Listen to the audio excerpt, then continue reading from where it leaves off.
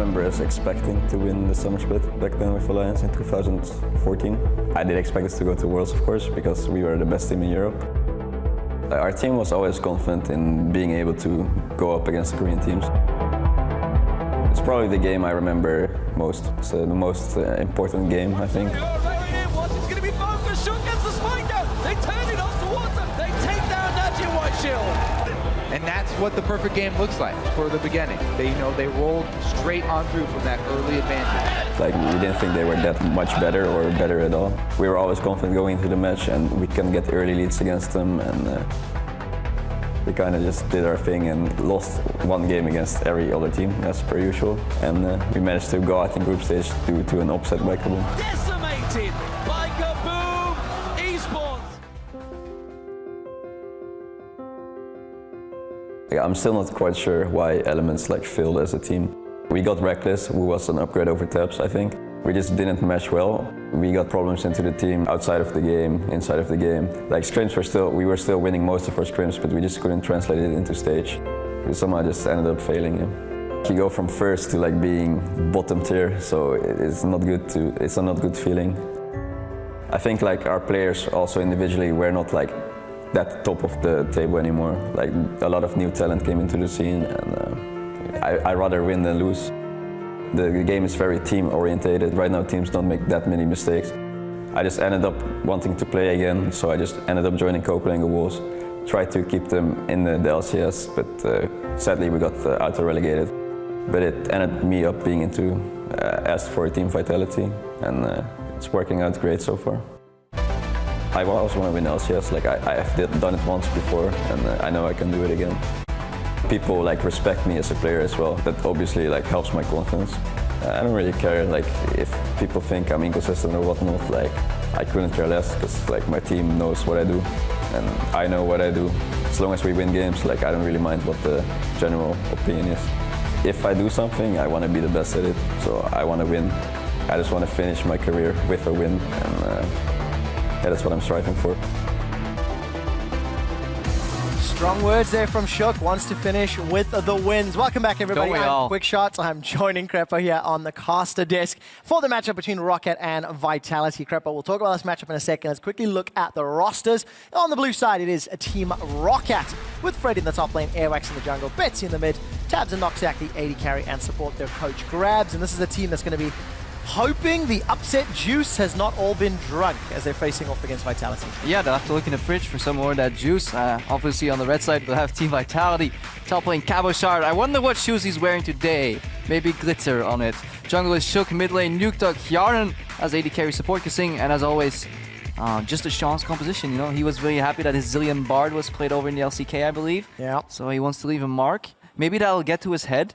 Okay, envision this. Sean's is so greedy that he wants Sean's compositions named after him, so he'll whip out some Timo Valbar composition, lose horribly, and suddenly ROCCAT take another victory. He needs to make sure that all the juice is gone, or at the very least it has expired, because if ROCCAT are drinking from whatever potion we've seen happen today, there's been two back-to-back upsets, which was really quite impressive. H2K and Fnatic, I feel, made, I don't want to say uncharacteristic mistakes, because I think it's They were kind of false, but their headspace wasn't there. Yeah, magnified mistakes of what they were previously doing. It was in a more severe degree or extent. And honestly, game one for me was a slight upset because I didn't expect Origin to win as convincingly.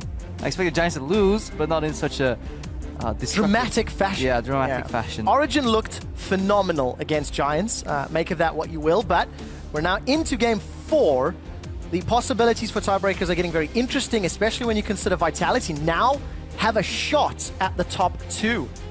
And don't Airwax and Shooks have a bond, both former Copenhagen Wolves junglers?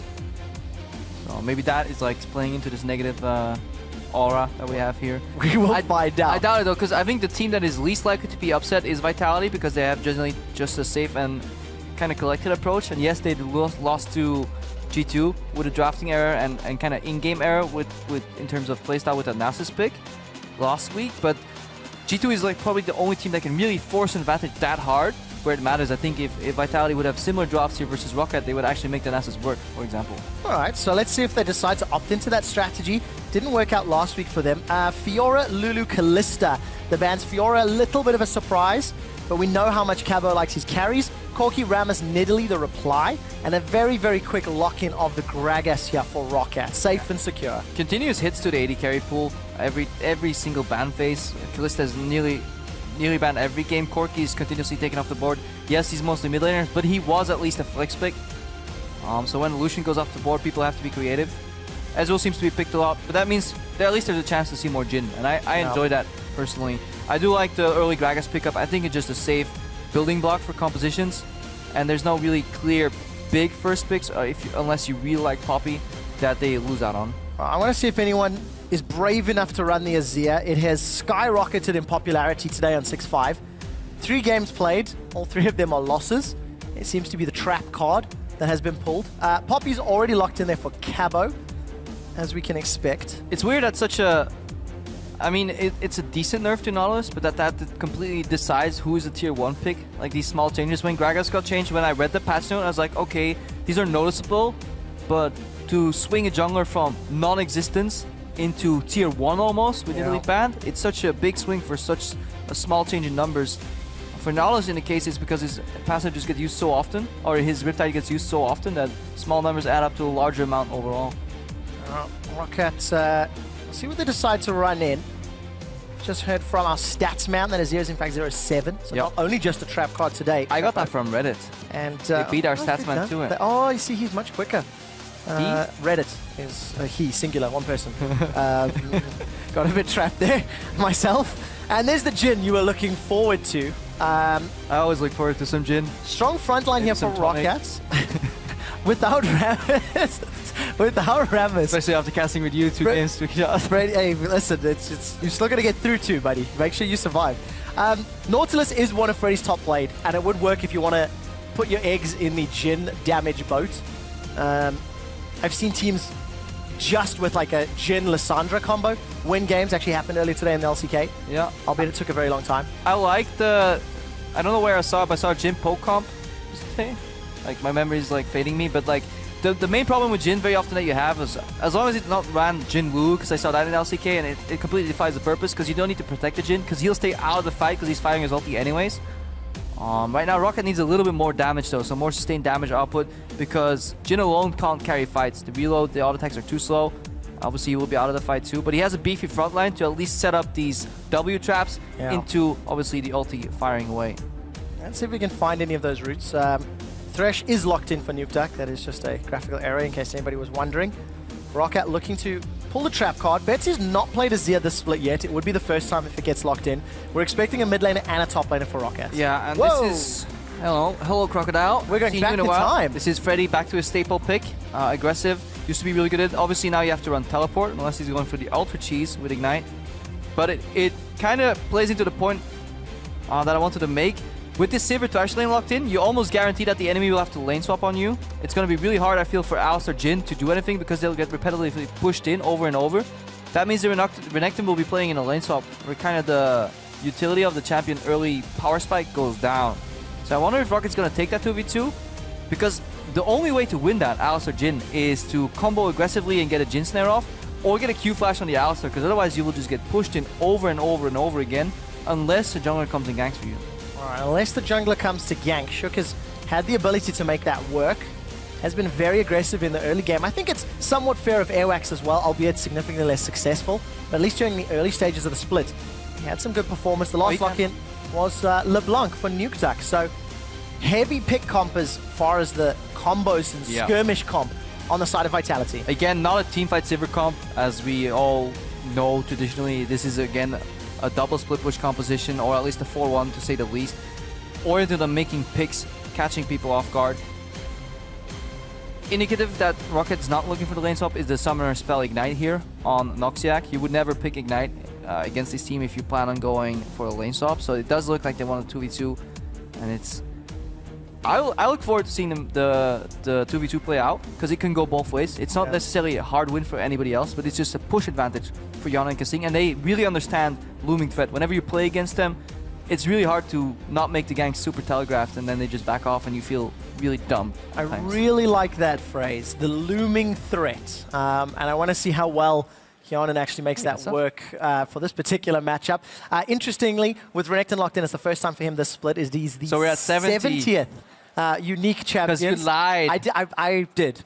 Yeah. You lied about ROCCAT. Yeah, so I did. Renekton is the new ROCCAT, number 70 on the board. I had forgotten that Extinct had played it, in fact, with ROCCAT earlier in the split. So, ladies and gentlemen, will the Crocodile pick up a victory here today in his first showing in the Spring Split? Hashtag ROC win, or will Vitality get one step closer to a spot in the semi-finals and an automatic trip to Rotterdam?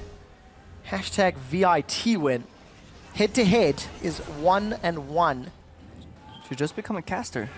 Then You get an automatic trip to Rotterdam anyways. And you don't lose. Oh, I like that. I must admit, the crowd has been awesome today with chants. Earlier, hearing the H2K and UOL chants like combated back and forth. It's nice to hear support for both sides of the rift, but we need to stay on screen as Vitality. Do we really though? Yes, we do. This is now serious business. Transcend Crepo. the screen. Not All yet. right. Deep invade Mate, here. I just got on the screen. Deep invade here to find the lanes because I really think I always feel like Vitality want the lanes. I'm unfamiliar with the Renekton Poppy matchup for the great reason that I've never seen Renekton in professional play in a while, but I feel like Poppy should be able to do fine enough to survive that. Well, there's a body slam already. Airwax gets... Oh, that's a great interrupt! Noxiac with an aggressive pulverize. Nobody's gone down yet, but Cabo will be the first victim. First blood picked up by Tabs. And ROCCAT hand themselves a great start. Yeah, complete pincer move here. ROCCAT, while we were talking about stuff that didn't really matter, suddenly the Lantern comes out from Kasing and it makes you wonder why it has Thresh skill Lantern level 1. Well, because everybody's getting caught. And Q flash here from Noxiac to find it open, uses the Ignite. Works out. I mean, this is bold, you know, from Vitality. See people coming here. Garden, there's one Lantern for 2 guys. Just straight up knock 3-man Pulver. That's beautiful. That's fantastic. That's what dreams are made of. Especially for a player like Noxiac, who was removed from the Fnatic roster, joined ROCCAT. We heard from Tabs last week saying that him and Noxiac have actually pretty good synergy in terms of the way they play the game. Now they can use this advantage. First blood in a 2v2? No, it won't be, because lane swap was initiated by Vitality. Yeah, now I think it's wise to swap away. You don't want to get snowball on. Just nullify that advantage and just start trading towers. Sivert still does final lane swap because she's so good at clearing out that wave.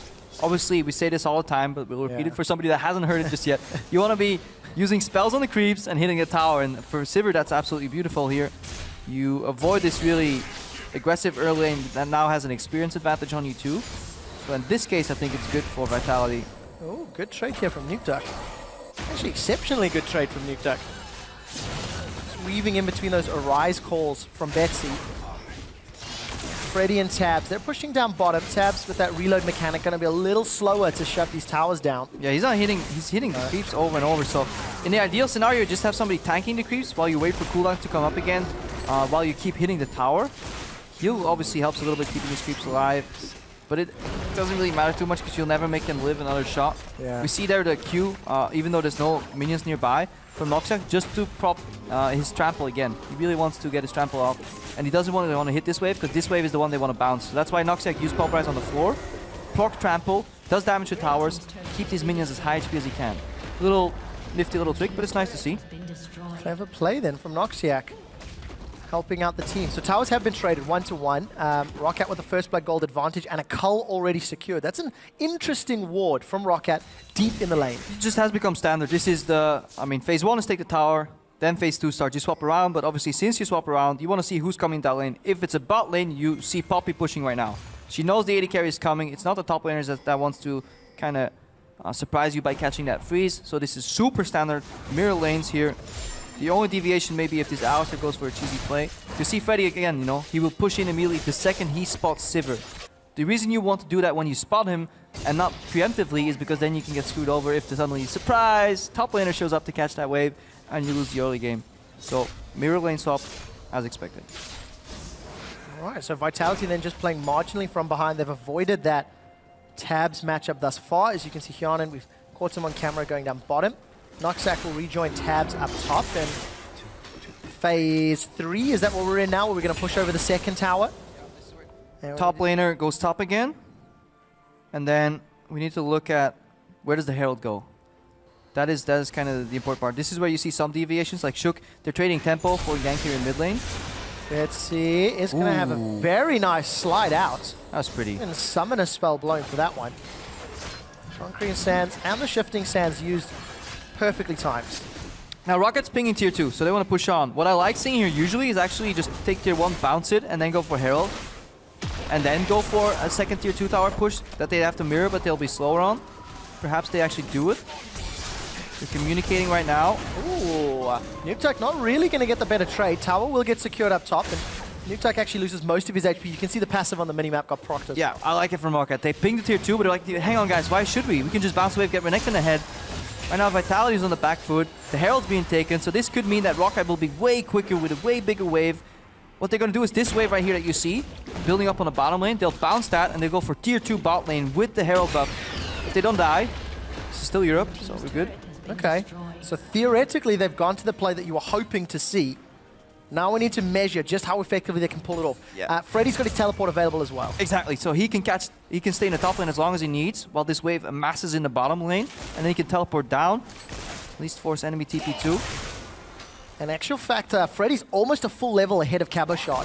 15 CS, Freddy's about to hit 5, Cabo's just about to hit 4. Yeah, Freddy pushed in that wave. He's just lingering around, getting as much resources as he can here. Obviously, Vitality have to go for the mirror because they understand the game, but they'll be a lot slower. It doesn't look like they're going for like a 3-man defense here on the bottom lane because obviously they can get 5-man there, 5v3 against an Alistar with Ignite, a Gragas with E-Flash. So tier 2 may actually go down here, maybe a minute from now. All right, let's see if ROCCAT can pull that one off. Cull's still continuing to stack between Hyanan and Tabs, and you can actually see Hyanan making his way towards that bottom lane. It's because Freddy pushed. Vitality. Freddy should have kept freezing. Just the wave could have been at a way different spot. I don't like the push because now although Caboshot is farming for free to kind of equalize that advantage, I think if Freddy throws the wave in the top lane, yeah, the play is different. And ROCCAT don't really have the cojones to go for the play, and they completely sacrificed that big wave they were building up with a potential Herald buff, and they're rotating to the mid lane. So one little decision all of a sudden thwarts what was 2.5 minutes of prep, but there is an adaptation here, Crepo. ROCCAT, they've grouped up as 4 in the middle lane. The Herald buff comes down. Nuketock is rooted by the Flourish, but there's no follow-up. Noxiac doesn't have access to his ultimate anytime soon anyway, and they're just going to try to put damage down. We've gone full ARAM, boys. Everybody in the middle. Yeah, but with good reason, though. Usually you just play ARAM if you're bored. These guys are doing it with thought put into it. It's significantly better than how I play ARAM. Yeah, but Caboshot kind of caught up here, though, giving that push that Freddy gave him. I like how Vitality adapted on the fly. They didn't go for the blind mirror. They were in time to defend their mid lane. They lost some momentum, but the damage could have been greater. And I think that's the big thing to really remember here. But Airwax is level 6. He has bought a Sam Flash. See if he can find an opening. Let's see if Airwax can. So ROCCAT, they've got themselves off to a pretty good early game. Still maintain a semblance of control and the lead. Very good vision in this bottom right quadrant of the jungle, and Nuketock is in trouble. The man that they were talking about was Airwax. Body slam will bait the flash out. Airwax decides not to follow. Good play by Nuketock. Has to overextend for farm, then knows he has to back off when people enter his jungle. That's the thing though for ROCCAT. They have the liberty to make these plays and not even make them work because they're playing in the enemy jungle. They're contesting enemy objectives. Cost of failure is very low unless Tabs dies right here. Oh, great! And headbutt away from Noxiac. Buys time for Tabs. Deadly Flourish doesn't root anybody in place, and Cabo is instantly knocked up as the explosive cast comes down. Noxiac, the only member to go down. That could have been worse. Yeah, we gotta question the pathing though. Good reaction by Vitality. Zero hesitation. Guys, you got way too deep in our jungle. We don't respect you here. Instant teleport from Caboshot. He may pay the price here in the top lane. I'm just gonna look over. It's not a frozen lane, so he's fine. Obviously, Freddy will get something for it, but I like the plays from Vitality. It's impressive how they're playing from behind. It's all in these little decisions. It's very hard to tell sometimes, but yeah, they're evening out the initial deficit. Mechanically, I'm quite liking what Noxiac is doing on Alistar today. Pretty good plays. I want to see if he can make that work later in the game, but Vitality has evened out the gold.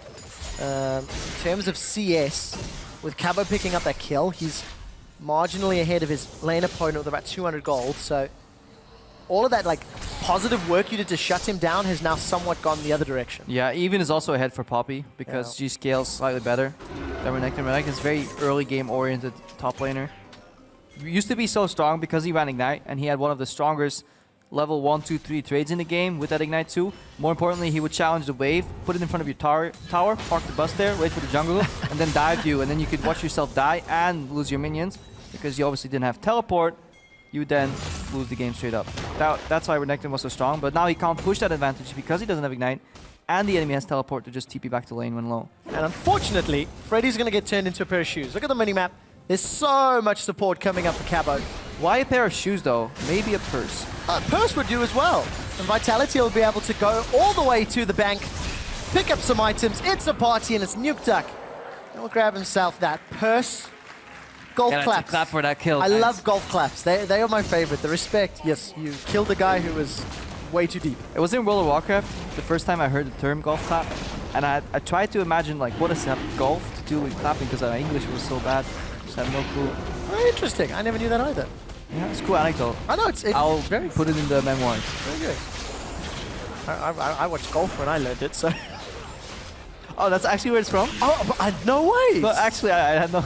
I legitimately did not know. I was like, is this like an English word or something? No, hang on, because people don't care about golf. Trolling me. No, I'm legit serious. Is golf that boring that people don't actually clap? It's not boring, it's respect. It is a gentleman's sport. It is one where polite claps will be all the appreciation necessary for the golfers. Ah. Yes, you don't hoot while watching golf. Gentlemen, let's hoot for there is a curtain call coming down. Tabs tries to clear the wave, does a very good charge. Spell shield comes up from Hjarnan. Won't be enough to keep him alive. It's pinned against the barrel, locked under the floor. And that Rift Herald push from Vitality is thwarted with a few ultis. Yeah, little things though, like Kasing stepping back into tower range. I think Hjarnan was rooted in tower range, but there was a chance that he would get more additional tower shots on him. So Kasing stepping in for a little bit of zone, a little bit of peel. Vitality walk away with their lives. It was a good push though. Good use of Herald. So, approaching 12 minutes on the clock, Vitality have evened out that deficit. Gigantic CS advantage for Betsy as Nukeduck has been responsible for roaming multiple times. And the tower is taken over, or knocked over, again because of the fact that Nukeduck has not really been able to go toe-to-toe. Yeah, what's dead may never die, so new tower gets put into place right there.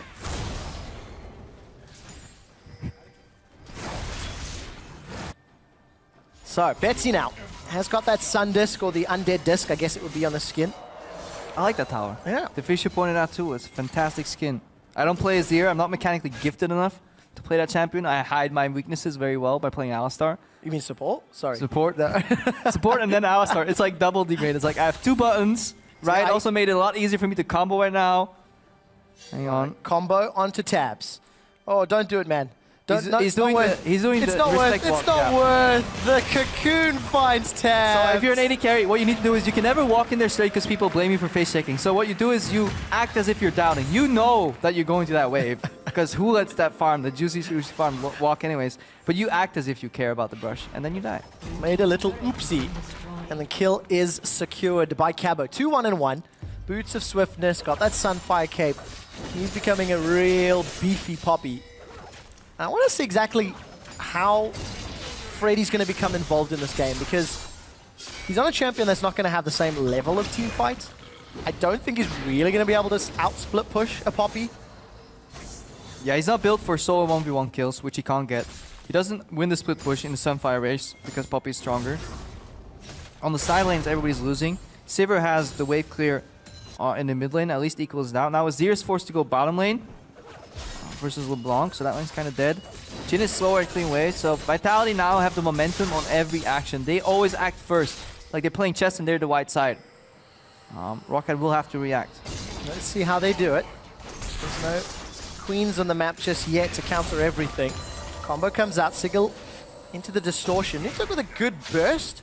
He's holding spells back, so he didn't want to go for a full combo because he didn't know he wouldn't kill Betsy. Just letting his presence be known here. He doesn't know what a jungler is, so keeping some spells on cooldown. And Vitality is somewhat committed to this 1-3-1. They've left Nukeduck alone in that bottom lane really for a while now. Cabo with TP available. He's shoving out top, and Hjarnan's on wave clear duty mid. Actually, looking back at that trade, it's really fun to get into heads of like really good LeBlanc players. He went for QW, which means his last cast spell is W. That means he has the Mimic ready to distortion out if he needs to. He knows he can't kill Betsy, but if he goes for a full combo, gets cleansed, then gets knocked into potentially the jungler, he will die. So he could get a bigger trade-off there, but the cost of failure would be too high because he would never kill Betsy. I like the theory. Nukeduck, definitely one of the more mechanically adept mid laners. Still down 35 CS. Like, what does that equate to in gold? It's about 800 gold, so almost a blasting one difference. I like his LeBlanc though. I've seen him play it against some Zeds in Dynamic or solo queue, call it what you want, and he made some really good decisions. Actually, like, distorting aggressively to then dance around the shadows so you don't have to passively react to when a shadow comes out, and then really using those warps back to distortion and mimic distortion really quickly. I would get dizzy. Yeah. He doesn't. Really interestingly, it's the first time he's played LeBlanc this split. Whole bunch of Ahri, Quinn, GP, so slightly more... I don't want to say off meta because that's not the right term, but like slightly more interesting picks. Yeah, just not standard for him. There we go, there we go. But it is a meta champion that you need to master, especially once certain mid laners get banned out. You can pick it blind and still guarantee almost an even or winning matchup in a lot of cases. Yeah, Quinn has somewhat fallen off over the last 2 weeks, banned out a lot, and now slightly less optimal. Got us a bit of a stale mid game on our hands here. That's because of lane swaps, of course. Yeah. Because they killed the esports scene. Not because it's the current version of lane swaps, which are stale. No, it's just lane swaps in general. But Vitality like this style though. They know they have the superior shot calling late game. They have to, let's see, do they have to worry about scaling? You would say so, and then you look at Renekton and you're like, okay, they don't have to worry about scaling because Poppy will always have the late game pressure in one side lane. And as long as your TP lane has winning matchup and really good impact in the flank or in the fight, you're generally okay. Sivir late game does an absolutely monstrous amounts of damage too, so Vitality's fine there. Just gotta be a little careful to avoid tabs getting too far ahead. Yep. Earlier today I was watching CJ versus Longzhu and had a 70-minute game where Jin just kind of went off. So keep our eyes on that. Death Sentence goes wide.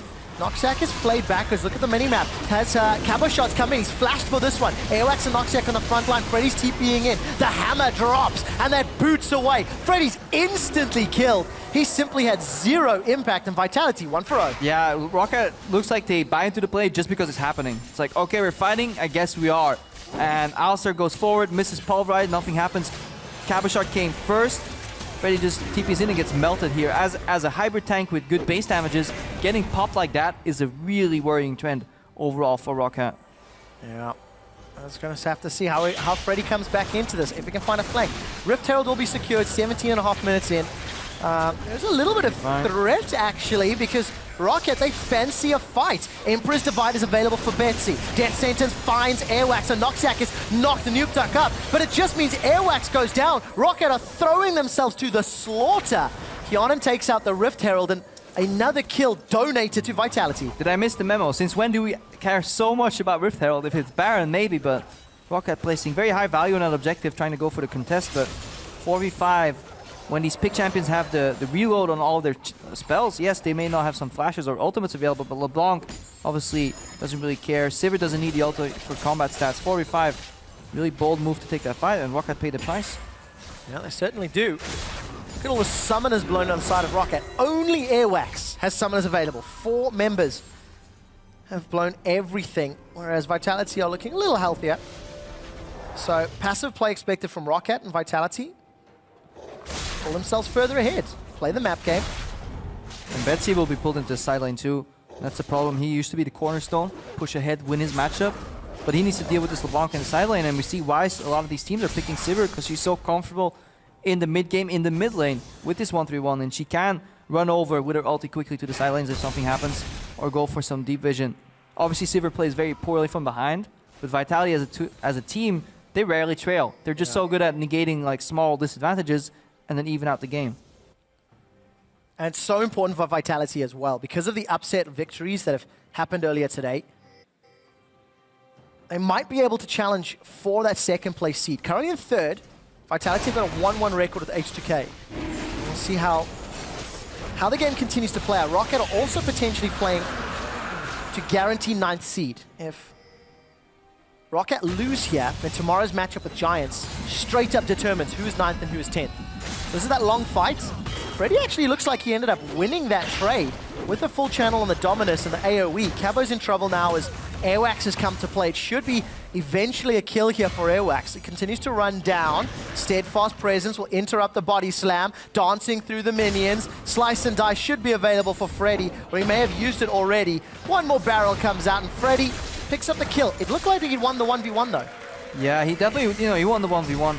Obviously, we're still not at the point where Poppy trailed ahead, but I think later on she should. Betsy gets grabbed here and flayed. Look at Shook in the side. Let's take a look what he can do. Flashes over the wall. Betsy goes in for the Emperor's Divide, but it simply throws him too deep. They've traded 1 for 1. Bullet 1 connects. Bullet 2 finds a target. Kasing eats the third, and the fourth one will not be threaded through the needle. No Vitality Jolie. lead. Not this time around. That'll make it way too OP. You could bend the bullet. There was actually a design somewhere that I heard. Actually, I'm not allowed. Am I allowed to talk about that? I don't we'll know, find dude. out. There was it. a bend the bullet, so you send it one way, then you activate it again, and you can angle it by 90 degrees, which is a You cool. mean Vel'Koz? Q? Yeah, Valkos Q, but then for an ultimate on like a marksman Okay. somewhere. Please don't fire me. I like the design. I'm just giving you props for the design. Betsy caught up by a great death sentence from Kasing. I don't know if Shook didn't have repel available because he went spider form and then instantly flashed the wall. Yeah, he got gibbed. Good ultimate there though, right before dying from Betsy. We see the power here from getting that ultimate from Jinup around like a turret from Azir, because he's very low mobility, but obviously if you have a tower defending you anywhere you fight on the map, it's a bit easier. You could force really advantageous fights, but time is gonna be interesting in this game. Betsy on Azir is really good in late game. Azir late game damage is absolutely, for lack of a better word, disgusting. OPL word. I knew you were going that way. I could It's just actually feel an EU it. word. I could feel it. The EU pro players use it a lot. OPL casters use it in disgusting Synonym. amount. Find your synonym. Excessive, extreme, large, But is it excessive? impressive. Is it actually excessive? It is. Listen, I have a stat because you said something about time. ROCCAT, when behind at 20 minutes, have lost all 8 games when they've been behind at 20 minutes. So I mean, how many wins do they have? there's not a lot. There's 3 to the name. So it's... Sample size. The scary thing is, it also means in a lot of those remaining games, they actually had a lead themselves at And then 20. lost. And unfortunately, because of their mid to late game shot calling, fell behind. I want to look at this Cabo shot versus Freddy match because Crepo... I think as long as there's minions nearby, it's really hard for Freddy to push his advantage, because every time Cabashard can just proc his shield on dying minion, get it back up before Freddy can step on top of it. I also think he fought on low resources, because I don't think he should ever die 1v1, because he has % damage and he can cancel that slice and dice. Now he needs to re-engage. Let's take a look. Dominus comes up. Freddy's already used his ulti, and as you mentioned... Oh, this Crepo, match is over. Like right now, Cabashard wins. If that doesn't even put him remotely low, where the AoE shred from Freddy puts Cabashard at a disadvantage, that means from now on, Cabashard will always push. Because it's not like Renekton can magically become a better champion. His play pattern is super obvious. Slice, dice, stun, Q. Ulti. At any point in between. At any point in between, whatever your preference. There is a Tiamat thrown in, so that's one extra button to push. But Cabo, going to challenge for the Krug, ends up getting secured by Freddy. Cabo does not care. He's diving deep for this one, takes 2 tower shots. Even Cabo realizes he can't dive through that tower. Yet. But has continued... Yet, okay. We'll hold you to that one. Freddy readjusting on the player cam down bottom.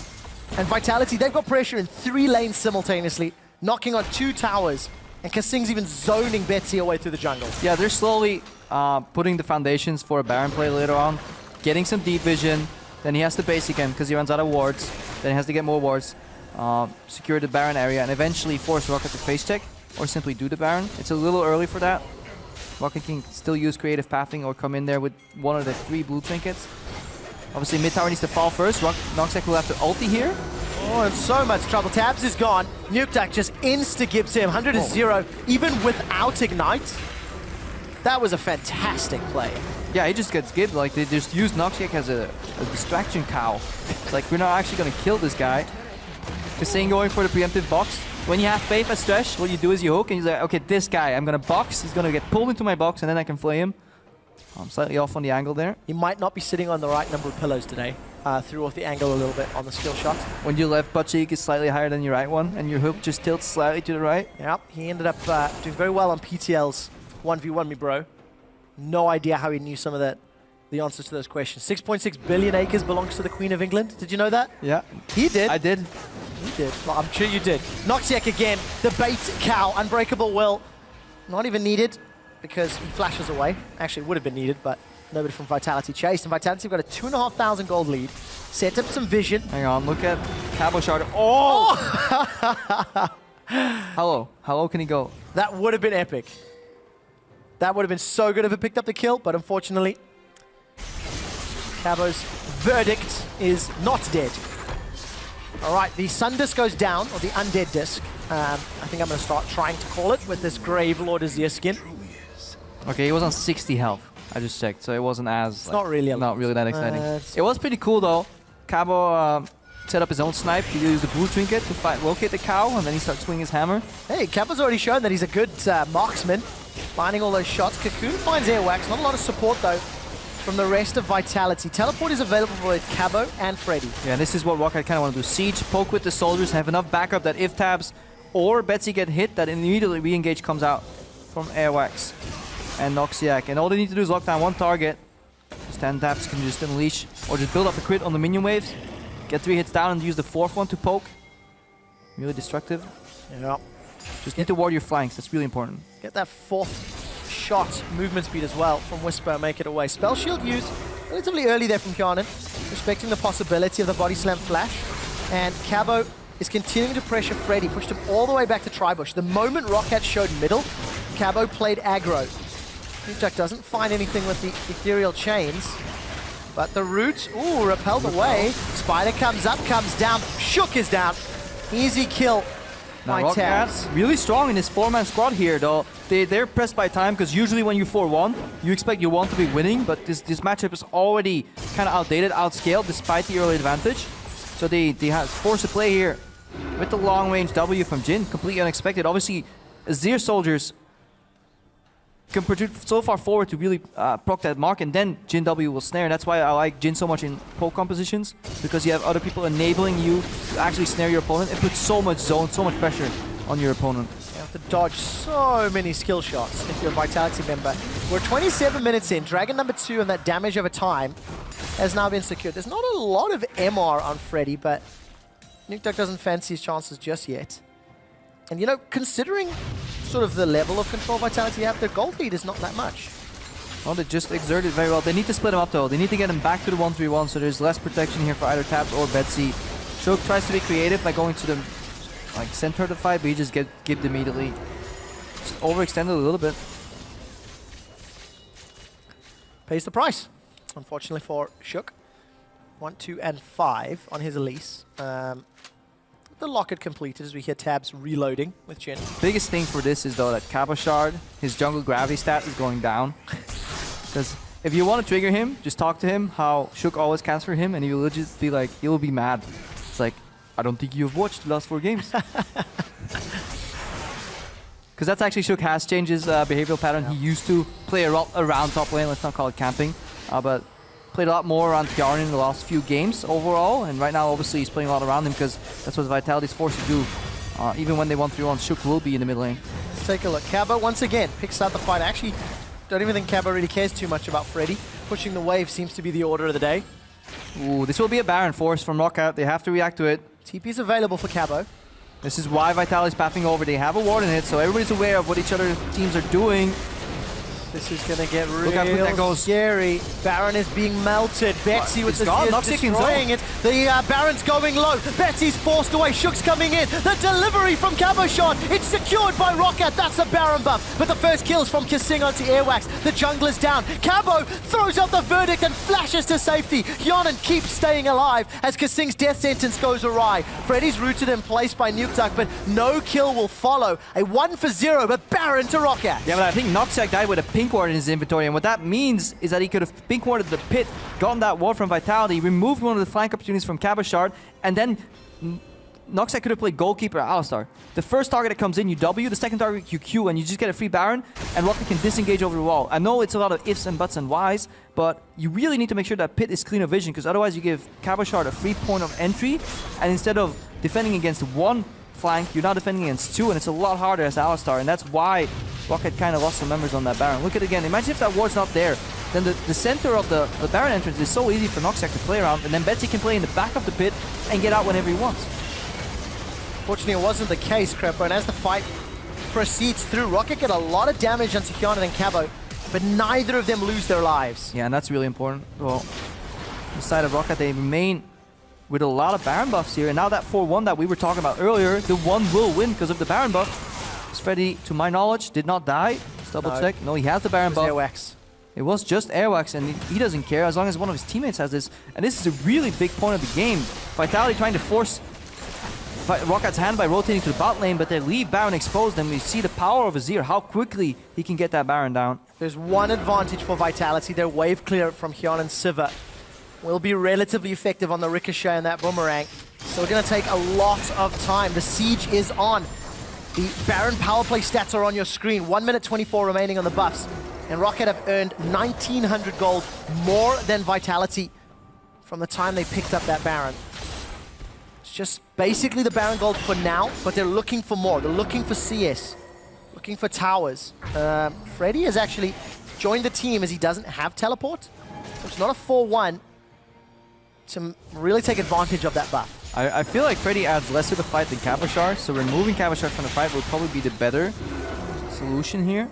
Because Vitality could actually, once the siege comes out, use Poppy Ultimate on 1 or 2 members and instantly engage on the remaining 3. So I wonder why Freddy chose fast to the mid lane.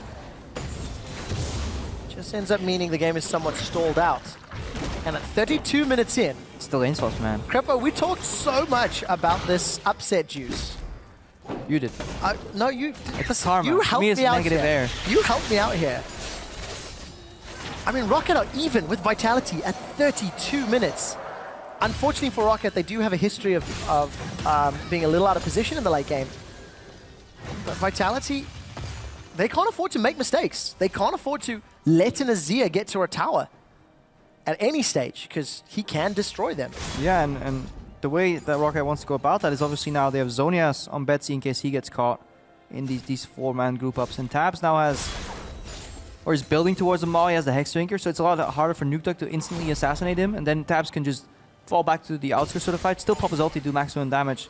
He also has that fire cannon, so when he sieges, preps the crit, 1, 2, 3, and then number 4 goes on a tower. These are all things that play into ROCCAT's advantage, and they're not superiorly outskilled that hard in the late game. The one matchup we still have to watch is Kabashar versus Freddy. Can he push that advantage? So teleport available for Cabo. He's got 2-man stack up top. Shook will connect to the cocoon, but Freddy is able to slice over the wall. And there's not really a front line in Vitality's 4-part, though. If you compare Thresh versus Alistar, Alistar can always walk up and soak some damage. Or Gragas. Ports out, can he find the lantern? Tries to make it out, won't even get the chance. Nukeduck's chains do not find Tabs, but Cabo does. Cabo's looking to run him down. Airwax flashes backwards. Keeper's verdict comes out. Cabo manages to take Tabs down on the back line. Yarn's able to kill Freddy, and it's all left to Airwax and Noxiac. The tanks with very little damage. Betsy tries to be the hero, but Kasing's the only one that's low. Yarn gets himself a double kill, and Vitality ace ROCCAT. Yeah, Shook gets caught, but we see just how good Vitality is at team fighting and how all over the place ROCCAT is. They thought they were winning the fight because they killed the jungler. But suddenly the teleport comes in. The teleport that everybody could see on the screen for a full 3.5 or 4 seconds, whatever the channel time is. And still he gets kills. Noxiac turns around halfway during that fight to start peeling for Tabs instead of helping out before that. That means Vitality are looking to crack open the base. Cabo's going to tank up as long as he can. Minion line will just conga its way in. Inhibitor will drop as well. 5 seconds before Tabs is up and alive. I think he has Curtain Call available. No, he does not. So yeah, this Poppy really strong when he's on top of Betsy too. Didn't really think about that, but obviously it's Dash Azir moving to his soldier, so that got cancelled to the look. She'll get the kill here. A lot gets used. Keep your eyes on Tabs. Survives the assassination from Nukeduck because he has MR. Teleport's coming. Still coming. Guess where he's going? On the 80 carry, of course. Airwax has to flash to get there. Noxiac now walking back with a W. At any point, if that was used, maybe Tabs survives long enough. Obviously, Hjarn's going to win the frontline battle. And an untouched Sivir, once he goes to like 3v3, 2v2, she will always win if she's on full HP. So Vitality with the far superior team fighting here overall. Yeah, really making it work. 360 CS, 208 for Hjarnan. And Nukeduck gets a very good chunk onto Noxiac. Pow pow on the cow. Forces an unbreakable will. And Vitality are just going to continue to play the map pressure. Yeah, they're starting to pull ahead here. Sivir late game. Really big damage. Can melt now through the tanks too. As that Lord Dominic's regards picked up. Look at that damage difference. You know, at 6,200, Nuke Duck 4,600. I feel like 3,000 of that there or thereabouts is on tabs. Yeah, Hjarnan just dealt more damage than the enemy team in that fight. Freddy going low here. Melting, obviously, as you said, not much magic resistance. So Vitality, 4,000 gold up. Got a race here. ROCCAT, they're racing with super minions against a Sivir. And the rest of Vitality. Recall's coming in. This is late from ROCCAT. I don't think you can hold without your No. AD carry or your Azir here, guys, because you're only playing on base damage tanks, but they're going in. On the hunt is thrown down, and Noxiac is gone. He had no will to be broken. Airwax is running for his life. Explosive Cask has already been used. The death sentence finds Airwax. He's pinned against the wall. Vitality string together two very easy kills. They're onto the inhibitor, and they have the opportunity to finish, but play this one safe. Oh, and I love the Poppy Thresh combo. Every hook comes out. It sets up for Cabashark to decide, do I knock him into a wall or just go on top of him and press W, because you can cancel Slice and Dice, Body Slam, the dash from the Azir, and the Alistar W. Yeah. Like, there's 4 things you can cancel. Any of them you can follow up from a hook with that Poppy W. Cabo's done that multiple times. So this was the 5v3 where just zero hesitation from Vitality. Yeah, they see the AD carry mid, and they know Betsy's just based, so makes it a lot easier to not hesitate. Sentence onto Airwax. It just looks so easy for Vitality. Very, very crisp. When Shook's not being caught out of position, Vitality do exceptionally well in these. Hey man, they use their skirmishes. weaknesses and make it their strengths, you know. The winning team fight was Shook getting caught. Responding to the bait, maybe. On the hunt, thrown down from Hjarnan. Looking to run down Freddy. He's already been made into a purse. Maybe a jacket is the next item. Steadfast presence will be no slice and dice away. Cabo's still got access to the verdict. He's winding up and swinging. Knocks Betsy away. Vitality on low hit points, and Airwax still has access to the cast. Decides not to use it just yet. Kasing is down. Trades his life for Noxiax. Curtain call. Shot ones, two. Wide. The third connects, and Shook is assassinated. Tabs takes him down. It's a 1 for 3. The ROCCAT win. Yeah, that's a big crit right there to seal the deal on the last proc of that ultimate, and it just confirms what you can't ignore is the fact that Betsy and Tabs deal incredible amounts of damage when not challenged. And Betsy, you saw it, you were watching Hjarnan in that fight whack away, and suddenly 2 soldiers get their eyes on Betsy, and suddenly or on Hjarnan rather, and he was half HP immediately. Right now, ROCCAT looking to force a Baron on the back of that play. Nuke can challenge him now though. There's way less peel since Airwax is in the pit. And Nukeduck's got access to his Ignite. There's a flash available from Hjarnan, and he's around. Freddy's coming in from behind. Captive Audience is a small trap to slow things down. Freddy has found Hjarnan. Not going to be able to get the kill, but Airwax secures the second Baron of the game for ROCCAT. Nukeduck tries to mimic the Sigil, and Betsy survives. Got some MR, got an Hourglass. Man, that was away. Greedy fight from Vitality, overextending when they could have opted out of that fight at any given point. You really don't want to walk into a kiting Azir. Let's watch that again. Just keep your eyes on the 2 carries. Keep your eyes on Betsy and Tabs and see if they get challenged. The rest doesn't matter. It's all cannon fodder here. So they're whacking away, full HP. Hjarnan right now is going to get turned on. 1-2 soldiers whack. Half HP right now. Still, Tabs is fully alive. Betsy gets disengaged out of the fight. He gets a free trip home. Nuda goes for the flash into Distortion W, which is really smart, but he doesn't get enough damage here to take him down. Betsy re-enters the fight, and here we go. Something like 15 or 1300 damage. I got whispered. 1526, I think it was. You think it was? 1529. 0.7. 1529. All right, I got my 9 and my 6 upside down, but I was waiting for it. I won't lie. I was anticipating. To read. Yeah, I mean, my play-by-play at the time was like count 1, count 2, count 3, count 4. That's all I was doing. Really, do you want to be a play-by-play caster? Can you count to 4? Apply now. That's it. That's all you got to do. Count to 4. Let's see principles. So, ROCCAT, Baron buff, 2,000 gold down. We're approaching 40 minutes, and Vitality are punished for a team fight. Teleport is not available for Freddy. He is grouped up with ROCCAT and the Undead Disc. Cabo has a flank though. He wants to TP on a ward, flank and get behind enemy lines because he really wants to get access to Tabs or Betsy, then cancel their dashes. In the case of Betsy, obviously Tabs doesn't have one, that's why he wants to get onto Tabs. Oh, Freddy realizes he needs 2 lives to be relevant. He's got the GA. Banshee's Veil is available for Cabo. Nukeduck is continuing to poke down Airwax. So hard to engage though, even if you find an opening, because that turret's there. Like, if Betsy can cleanse flash into his turret range, that deals so much damage over a long fight. Freddy, he eats the chain, and that's a lot of damage put down. Frontline is being whittled away. The cannon, you do mean tabs? Or no, the minion? The actual minion. Maybe both of them, in fact.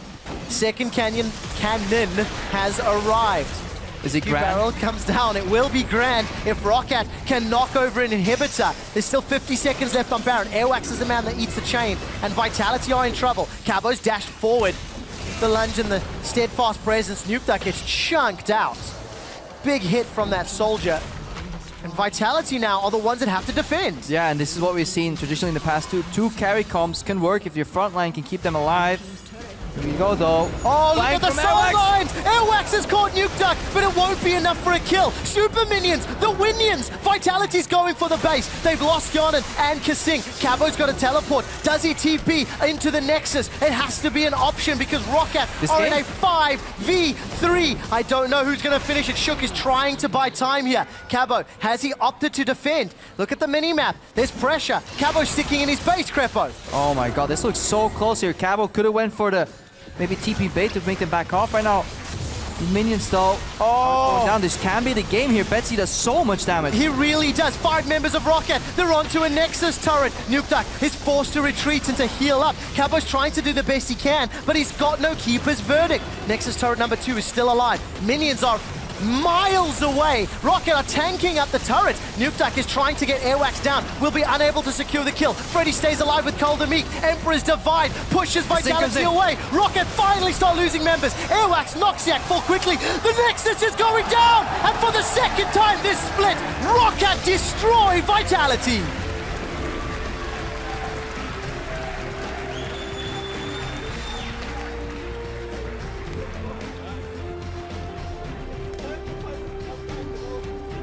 And on this day,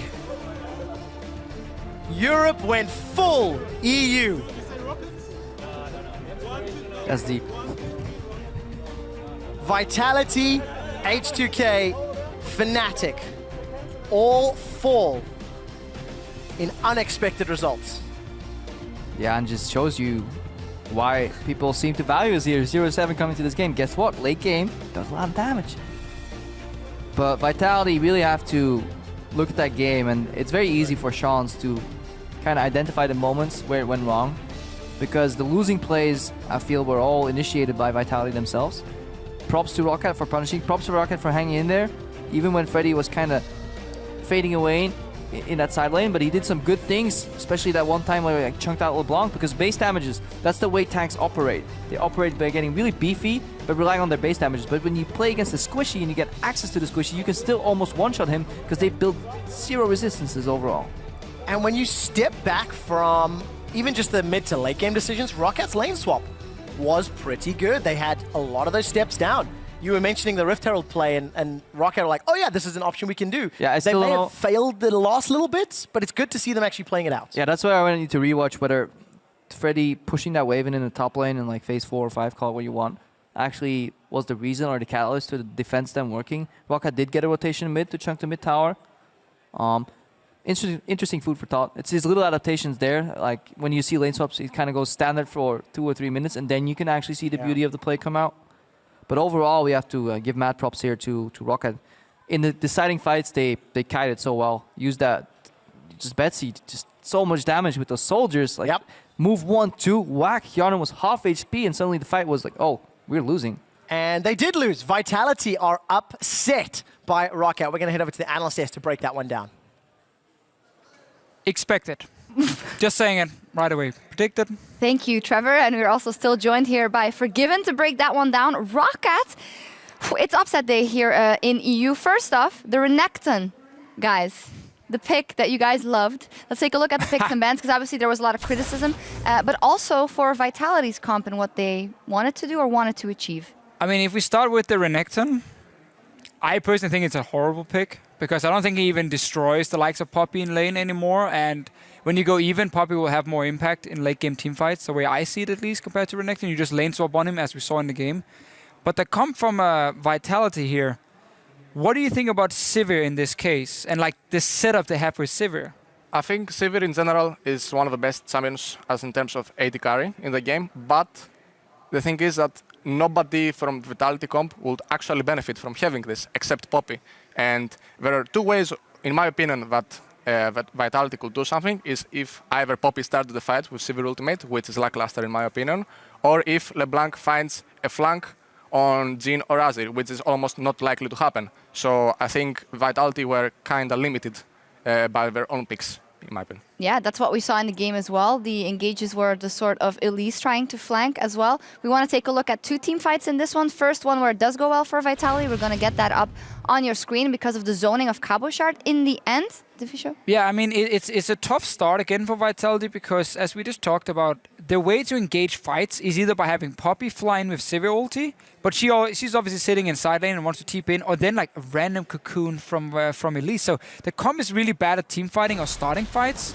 And now we see like cocoon lands, but then Shook gets snared, he gets CC'd, everything gets popped onto him, and there's the flank you talked about onto taps, but it's not enough. And here, Forgiven as an AD carry, when this happens and the top laner dives you, what do you think? I think you pretty much give up if you are Jhin, even with Summers against Poppy, because Alistar and Gragas used their spells aggressively to take Shook out, so there was no backup Jhin left for him. So Jhin would just flash out and just bail out some seconds more. That's pretty much it. And it's fun always with these team fights because target selection means so much and how you use your cooldowns, obviously, because if you use everything offensively just to kill an Elise, who's not that important in these fights, your AD carry dies. How difficult is that, though, as an AD carry and as a team to practice? I mean, even if Tabs wasn't Jhin in this scenario, like what else champion could he actually had to do something against Poppy in this scenario? Like, I think maybe Ezreal, Blue Ezreal. Sure. Like, even if he had Kalista, even if he had Lucian, if he had MF, Caitlyn, I don't know, pick whatever champion out of the available pool and you put it in this scenario, there is no escape there. You just extend the death and buy time for your team. And I think ROCCAT was good in a way because they actually found an opportunity into Elise and they make a pick. The thing is that there was no call or like information the next seconds for peel on Jhin. So pretty much I think it's pretty much it. And later, it goes even better for ROCCAT. Let's get another team fight up on your screen where they do well in these team fights, honestly, or how much here is on the shoulders of Vitality. I mean, it's tough. Again, we talk about how Vitality's comp is not that good at starting these fights. It's just Poppy kind of diving in, and then you have to get Azir. You have to be able to kill Azir when you go in, because late game he's a monster. We can just roll the clip here. And here, Forgiven, as you see, Nuke doesn't get his flank, and the lovely Azir late game damage comes into effect. Yeah, I mean, the moment someone gets rooted, like, you're gonna get rooted for a lot of time from ROCCAT, and Sivir gets wrecked by Azir, and you already see that Vitality are extending for this fight, in my opinion, even though they could actually just let them base, make a pick, and then take top tower or Baron even. And I think this was way too much forced, and then you see American Sniper Tabs. It was decimating Shook. So nice, that fourth one. Especially also because Vitality's comp mainly wanted to play 1-3-1. You know, Nuke in one side lane, Poppy in the other side, and when you push in the side lanes, then you can roam in towards the jungle and you can get the flanks and, you know, create the picks in mid lane on Jhin with no mobility. It just happened so rarely, honestly, for Vitality. Can I tell my opinion?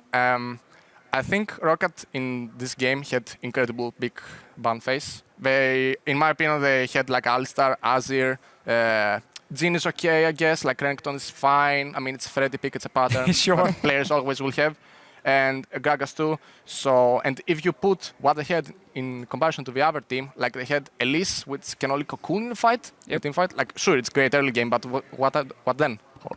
And they had Tress, which is not as efficient as Alistar, for example, like we saw it. And the moment ROCCAT are gonna get a good team fight, I think if they play it properly, it's over. And I think it showed like 2 or 3 times. If you combine it also with the Baron calls that they had, which actually for me gave them the opportunities back to the game. And how happy are you now to see Vitality lose? So you guys are still right now in the same race. top 2? I mean, it's a gift, I guess, from Betsy because we were players together in the past, and it's good that we have one more opportunity to at least get first or second seed.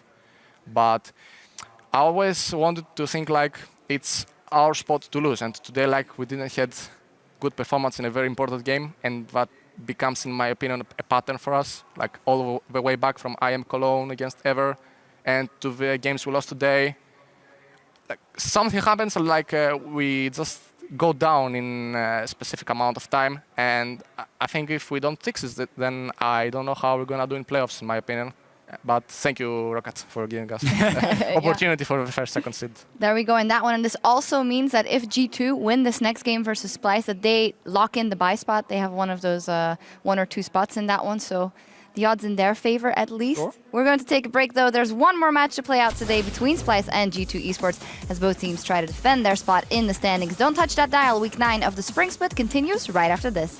Nobody's gone down yet, but Cabo will be the first victim. First blood picked up by Tabs. Emperor's Divide is available for Betsy. Death Sentence finds Airwax, and Noxiac is knocked the nuke duck up, but it just means Airwax goes down. It's all left to Airwax and Noxiac, the tanks with very little damage. Betsy tries to be the hero, but Kasing's the only one that's low. Hyuna gets himself a double kill, and Vitality ace ROCCAT. Explosive Cask has already been used. The Death Sentence finds Airwax. He's pinned against the wall. Vitality string together 2 very easy kills. Curtain call, shot 1's 2, wide, the third connects, and Shook is assassinated! ROCCAT finally start losing members. Airwax, Noxiac fall quickly. The Nexus is going down, and for the second time this split, ROCCAT destroy Vitality. It's all set. Are you nervous? Yeah, actually I'm nervous. Really? Oh, Are you scared? oh scared. JK. Where is my second pillow? I am so triggered. Princess Ray needs his pillow. I can't focus. I need my pillow. Just go for it, go for it. Listen no Q. Okay! Oh my god, finally, thank you. Oh, but actually this one's weird. Why are they different? Man, casting our princess